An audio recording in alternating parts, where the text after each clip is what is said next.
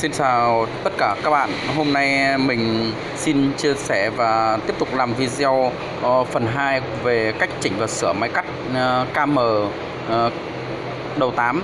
Hiện tại là công nhân bên mình nó làm rơi dẫn đến bị lệch trụ dao, nên hiện tại là cái đế và trụ dao và phần máy là nó lệch toàn bộ hoàn toàn. Giờ mình tiếp tục làm video cách chỉnh sửa máy cắt đến với các bạn và các bạn xem cùng tham khảo. Bây giờ hiện tại là nó đang bị lệch như thế này và bị lệch trụ dao, cong trụ dao đấy. Thì bây giờ nếu mà có uốn nắn được thì là cũng tương đối mất thời gian, nên cái này nếu kiểm tra mà vẫn có thể khắc phục được thì mình có thể sẽ khắc phục lại, bằng không là có thể sẽ phải thay lại trục dao mới.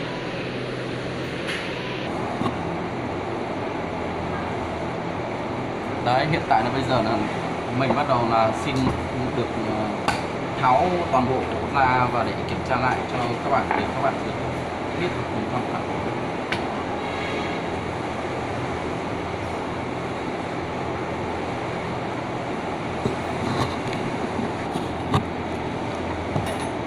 Đấy, bắt đầu bây giờ là tôi sẽ xin được chia sẻ với các bạn là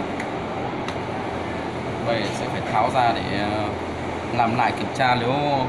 Nếu như mà bị cong trục thì ở cái mức độ bình thường thì có thể sẽ già và nắn lại.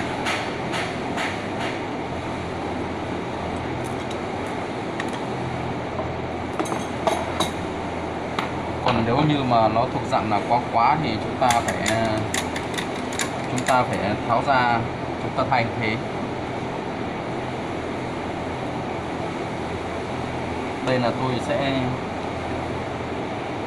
tháo ra ở từng bộ phận một, và ít nữa khi mà đã cân chỉnh xong thì tôi sẽ hướng dẫn cách lắp lại.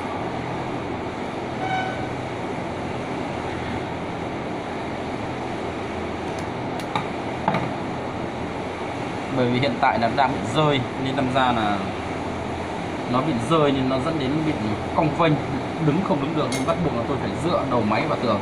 Đấy.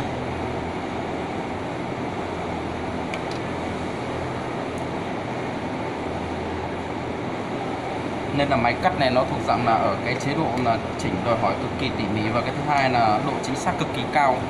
Nếu mà chỉnh mà không được chuẩn cho lắm thì đến khi mà đưa vào máy cắt, đưa vào cắt vải nó sẽ bị nẹm. Và cái thứ hai là đến khi mình đẩy cái bộ đẩy của mình là nó sẽ bị nặng, không được chuẩn và chính xác.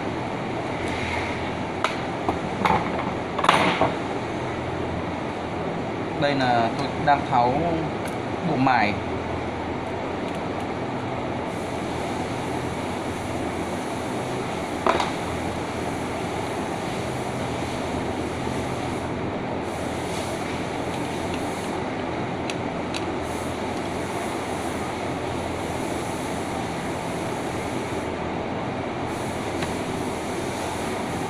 Bởi vì muốn nắn được, kiểm tra được trụ dao, đương nhiên chúng ta phải tháo bộ mài ra để kiểm tra nó mới được dễ và chính xác hơn.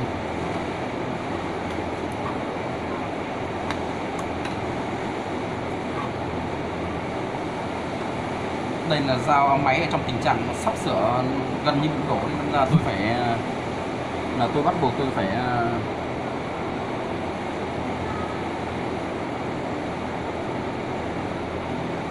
giữ vào tường, nên đâm ra thao tác là nó cũng không được gọi là cho tự nhiên cho lắm.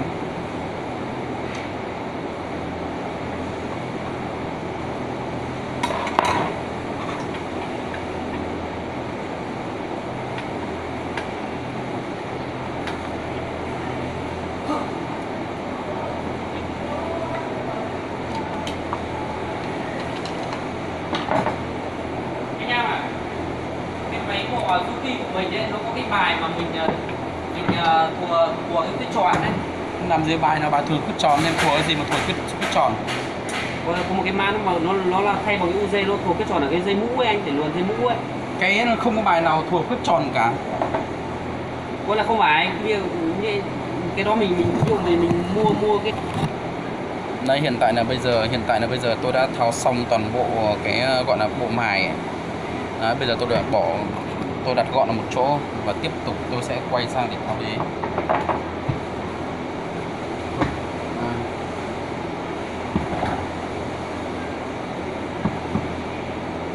Bây hiện tại nó đang bị lệch như này, không biết là tháo, để tôi sẽ tiếp tục tháo đế cho các bạn xem. Bây giờ tôi muốn tháo được cái bộ đế này ra thì tôi phải đương nhiên tôi sẽ phải tháo 4 ốc này để tôi tháo trục này.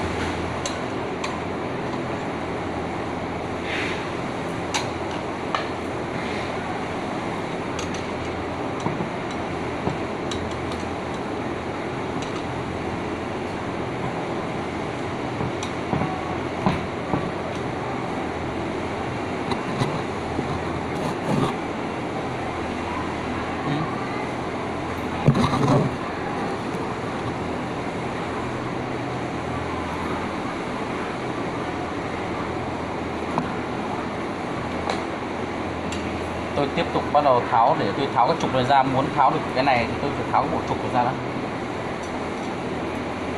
Đây là 4 con ốc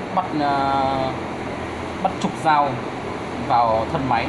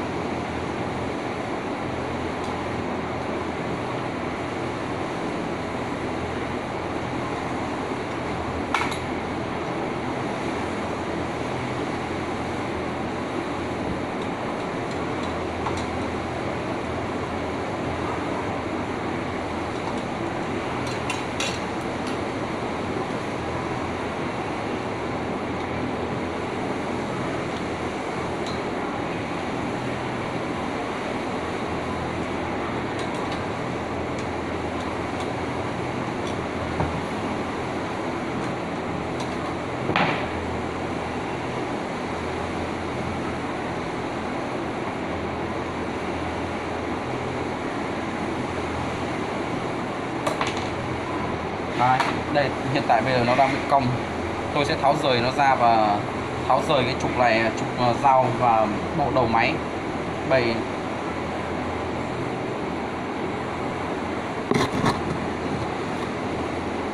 Hiện tại là tôi đang tháo toàn bộ rời ra và bây giờ tôi sẽ kiểm tra lại, bởi vì trong quá trình công nhân làm rơi thì chắc là sẽ đế cái bộ phận đây là đế cắt, còn đây là trục cắt, nó sẽ có thành phần sẽ bị biến dạng, nên tôi phải kiểm tra xem mức độ như nào.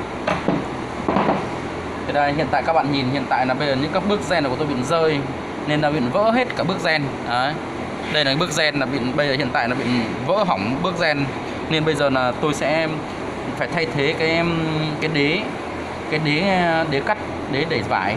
Nếu như bên tôi mà hiện tại tôi kiểm vào kho mà còn thì tôi sẽ thay, nếu mà không còn thì bắt buộc là phải mua để thay thế mới. Thì video tới tôi sẽ làm hoàn thiện cho các bạn từ cách nắp và cách căn chỉnh. Còn đây là trục dao bị biến dạng, hiện tại bây giờ đang bị cong vênh. Bây giờ hiện tại nó đang bị cong vênh,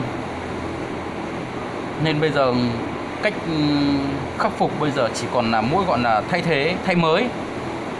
Này các bạn này, biến dạng hết cả cái rãnh. Đấy.